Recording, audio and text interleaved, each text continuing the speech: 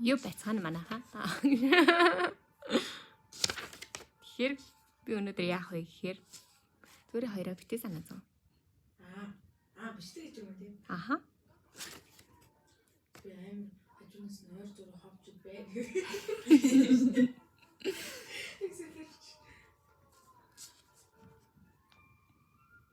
За. Би яагаад өнөөдөр бичлэг хийхээр шийдсэн бэ гэхээр за юу. Ус ойлгомжтой. Би өнөөдөр нүрэ амар гоё бодсон болохоор гэж. Ахара. Амар нүрэ маш гоё бодсон байгаа болохоор яг энэ царайгаа хүмүүс харуулмаар байсан болохоор бичлэг хийж байна. Тэгээ тийм болохоор яг юм сэтэм мэдэн байхгүй. За би тийм болохоор зүгээр таагадад ном уншиж өгнө. Тэгэхээр ямар ном уншиж өгөх вэ гэхээр мэдээж нэг амар урт мурт юм уншиж өгч яах юм бэ л. Миний дуртай зохиолч Дазай Осамо.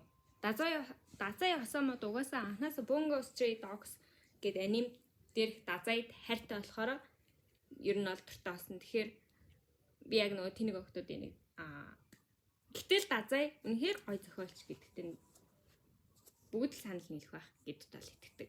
Ягаад Дазай гоё зохиолч вэ гэхээр сэтгэлээ маш сайн тэмдэрч ичдэг. Имзэг байдлаа нуухгүй байхыг ирмэлцдэг. Тэгээд ийм эр хүний тийм бахархал гэсэн юм нэг байдаггүй. Тэгээд маш гоё илэн далангүй байдаг. Тэр зан үнэхээр гоё. Тэгээ яг Япон зохиолчдод дундаа яг тийм эмзэг зөөлөн эр хүн байна гэдэг чинь гоё хэрэг шүү дээ манайх. Яг тийм эмзэг зөөлөн зохиол одоо би тагид уншиж өгье. За. Ямар номноос уншиж өгөх вэ гэхээр Takta Publishing-ийн эрхлэн гаргасан хар захын гудамжны Spinoza тэргүүт өрн дорны шилмэл өгүүлбэрийн төвхөр гэдэг энэ гайхамшигтай ном байгаа. Манай Takta ер нь айгүй гоё тийм маш чанартай номнуудыг хэвлж гаргадаг. Гэтээ сайн уугүй нэг мэнгэ гэнэ Sagwa Pransullo нэг 18 настай охины ном тэр надад таалагдаагүй. Бусад Takta-гийн хэвлэн гаргаж байгаа бүх номнууд үнэхээр таалагдсан. Ягаад тэр охины ном таалагдаагүй гэхээр магадгүй би атаарсан байж магадгүй. Яагаад гэвэл 18 настай охин ингээ ном хэвлээ гаргачихсан. Эсвэл нөгөө талаасаа зүгээр л ингээ амьдралыг хитрхи өнгөц харсан байгаа юм ч юм уу тий. Яг угаасаа л 18 настай охины нүдээр харсан байгаа нь таалагдаагүй байж магадгүй. Гэтэ 18 настай охины нүдээр харсан юм шигээр бичих гэж ирмэлцсэн байж магадгүй. Тэрийг би мэдэхгүй. Гэтэ ямар ч гэсэн таалагдаагүй. За. Дазай Осамогийн Зул сар гэдэг өгүүлэг байгаа. Энэ өгүүлэг нэлээд гонигтай өгүүлэг. Бич арай урт байна уу? Хөөх. Яхаа. За. За, энэ аюу гой сонирхолтой болохоор гайгүй баха. Токио нэг л хөвсөлдсөн уйт гартай төрхтэй болжээ. Уг нь би ил хотод иргэн ирэхдээ өгүүлэх түүхийнхээ эхний мөрийг иймэрхүү маягаар эхлэн хэмээн төсөөлж явсан ч буцахтаа харин Токиогийн амьдрал хизээний ямар байсан тэр л хിവэрэ шивдэ гэсэн шүү юм бодож явлаа. Би цугаараа дах өссөн гэртээ очиж 1 жил 3 сар болцоход энэ жилийн 11-р сарын дундуур эхнэр хүүхдүүдийнхээ хамт иргэн ирсэн ч тийм урт аянаас хөл хөсөр буухад надад яагаад ч юм 2-3-7 хоног хотоос гарч чаад ирсэн мэт санагдаж билээ. Ийм удаан хол байсан хатал Токиогийн байдал надад дээрсэн юмгүй, дорцсон ч юмгүй санагдаж байна. Хотын төлөв төрх огтхон ч өөрчлөгдөөгүй байна. Мэдээж ахуйн чанартай өөрчлөлтүүд гаралгүй л яах вэ? Гэвч ахуйгаас арай дээш төвшөнд бүх зүйл урдын янзаар үлджээ. Үнийг нь хараад муухгийг зөвхөн өхлөл идгэн гэсэн хуучны хэл санаанд орох юм. Хин нэг нь энэ бүхнийг зам ёсны зүйл хэм мэд хүлээн авдаг байлаач ахуйн аар саархан хуваарлаас томоохон өөрчлөлт гарна гэдэг юу л болдоо гэж хизээ хонь нь би хөдөөх гэрт минь үлдсэн төрөлдөө битсэн юмдаг. Өөрөө тэгтлээ сүрхий өөрчлөгдөчгөөд ингэж яриад буй юм биш л дээ.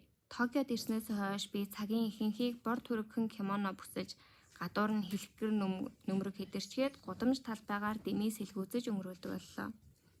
12 дугаар сарын хэв үеч шиг санагдана. Гэтэ ингээд яг нэг юм нэг Оросын зохиол мохол, Японы зохиол мохолч нарын гардаг шиг нэг юм дэмий сэлгүүцэж амьдэрч үздэг юм. Ийм мөнгөн дуустгүй. Нэг юм өв хөрөнгө өвлөд авсан. Тэгээ нөгөөхөө идээл ингээ мөнгөн дуустгүй. Тэр өвлж авсан өв хөрөнгөнд дуусангууд дахиад нэг өөр хамаатнаас араад Хөрөнгөө чаал.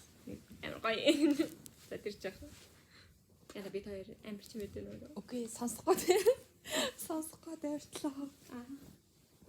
Ямар гоё бэ. 12 дугаар сарын ихэнх үе чиг санагдана. Анайл Дэмээс илгүүцэж явсан би хотын захын нэгэн кино театр саатаж нэгэн Америк кино үзлээ. Тэндээс гарахад аль хэдийн 6 өнгөрчихсөн байв. Үжийн цагаар илүү өтгөрчдөг хөшгөлсөн цагаан утаа үнээрээр гудамж талбай дүүрч оны эцсээр хөл өмнө нь Анайл нэмэгдчихдэг хотын шаавычуудын бараан дүрс үгээр түгээр зөрлөдөн өнгөрөх ажгүй. Тийм ээ, Токиогийн амьдрал огтхонч өөрчлөгдөв ажаам. Би тэрүүхэн дэх нэг номын дэлгүүрээр орж ихэд алдартай нэгэн еврей зохиолчийн жүжигийн зохиолын бот худалдан авлаа. Жингээд өнөөх номоо халаасандаа чигчгээд гарахаар завдтал үдний тэнд нэгэн залуухан бүсгүй яг л нисэх гэж буй шувуу шиг үлмээ дээрээ зогсчиход над руу нүд салгалгүй ширтэн байхан тэр. Хөв тавилангийн хараалуу эсвэл өрөөсөн нь нэгэнтээ сэтгэл баахан эргэцэн ч төдөлгүй сонирхлыг минь татгаа болчихсон бүсгүйчүүдийн нэгтээ ийм таарч химэн яста баларсан хэрэг болох байлаа. Сая ямар бичиг үсэхгүй юм шиг. За. Миний хувьд уулзаж учирсан хүүхнүүдийн маань ихэнх нь дээрх дансанд харьяалагдгийг ч хэлэх үү. Ихэнх ч гэжтэй бүгд гэд хэлчихвэл үнэнд илүү дөхөх юм байна. Шинжикогийн өнөөх хүүхэн биш байгаа. Бурхны авралаар биш байна. Гэтэ түүнтэй нилээд төстэй харагдлаа шүү. Казай сануу? Өнөөх бүсгүй нэрийг минь тунж тунаагүй халагоор ийн дуудаад өсгийгөө буулган үл ялэг мэхэс хийлээ. Иргүүнийхээ доогоор оруулж зангидсан бүчлөр бүхий ногоо малгай, борооны тод улаан өнгөтэй цов өмссөн бүсгүй байлаа. Бүсгийг сайтар ажиглалтал ой тойнд минь нэгэнтээ хадагдан үлдсэн 12, 13 настай тэр нэг охинтой зүс царайн тохироод ирэв. Гэвч багынхаасаа илүү нялхамсуу инхрий төрхтэй болчихсон юм шиг санагдана. Шизуэко ерөөл байлгүй яах вэ?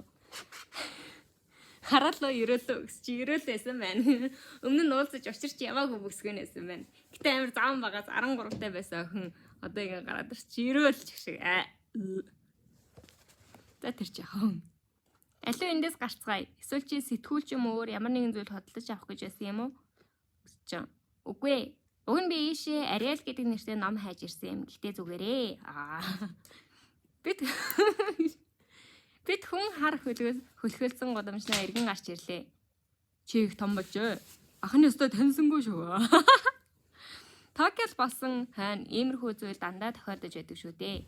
Би годамжны лангуунаас 10 йений газрын самраас 2 утыг аваад хитвчээ далд хийв.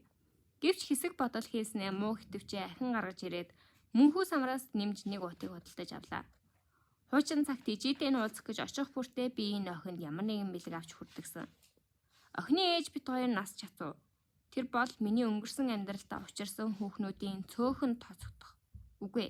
Ерөөсөө л одоо ч санамсаргүй таарсан огт цочирдол сандралгүйгээр уулзаж чадах цорын ганц эмэгтэй юм. Яагаад тэр бэлээ? Яхав. Тэр бол хүмүүсийн нэрлэлтгчлэн язгууртны гаралтай сэтгэл татан тэгсэн атлаас сул дорой бийтэй. Гэвч бас л үгүй юм аа. Эмэгтэй хүнийг иймэрхүү хэмжүүрээр хэмжихийн шал тэмээ утгагуун дээр түүний цорын ганц гэсэн үнэлэмжинд ч таарахгүй билээ. Миний мэдхээр тэр үлэмжийн баян нөхрөөсөө салчгаад хувь заяаны гинтийн уналтанд арга мухардавч нийтийн орон сууцны нэгэн хаалганы цаана охинтойгоо хамт амьдрангаа барагтайхан хөрөнгөө хүргэх гэж ядаж явсан эмэгтэй билээ. Гэвч энэ яриач бас л нэг л бишээ. Би вэр эмэгтэйчүүдийн туусан амьдралын түүхийг сонирхдаггүй хүн. Тэгээд ч түүний баян нөхрөөсөө яагаад салсныг барагтайхан хөрөнгөж бас юу ч байдгийг үнэндээ би мэдэхгүй шүү дээ. Тэр тухайгаа ярьсан байлаач дорхноо л мартаж орхисон минь дамжиггүй. Магадгүй би хүүхнүүдэд хуурцаар байгаа таширчсан хүн байх. Ингээд ари хүүхнүүдэд ингээ харахад ингээ хуурцаар байгаа таширсан хүн байгаа даа байхгүй юу? За. Гэхдээ амар шалггүй. Ингээд өөрөө ч тэрэндээ итгэцэн. Би хүүхнүүдэд хуурцаараа таширчихсан хүн гэдэгтээ итгэцэн за. Гэтэл уг үндсэн шалггүй.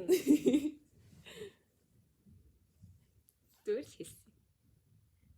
Тийм ээ кака. Какаас яг имлгийн өндөр өндөртэй чинь. Өнөөдөр коко вакцин хийлгээ. Тэгээ би та гэдэг энэ номыг дараа нь энэ өгүүлгийг дараа нь гүйцэд уншиж өгье за. Ямар ч гэсэн энэ хүрээд ингэж дуусгацгаая. Ягаад гэвэл коко хажууд ирээд хөрх ирэхлээд байна.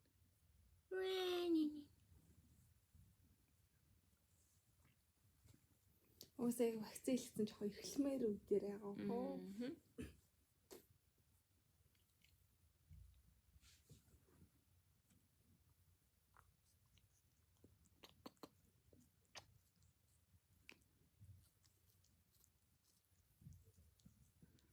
За заманах. Баяртай. Ер нь бол миний өнөөдрийн зорилго угаасаа хүмүүс нүрнийхээ будгийг харуулах байсан ч гэж. Тэгээ харагдсан болохоор боллоо өнөөдрийн бичлэг дууслаа. Баяртай.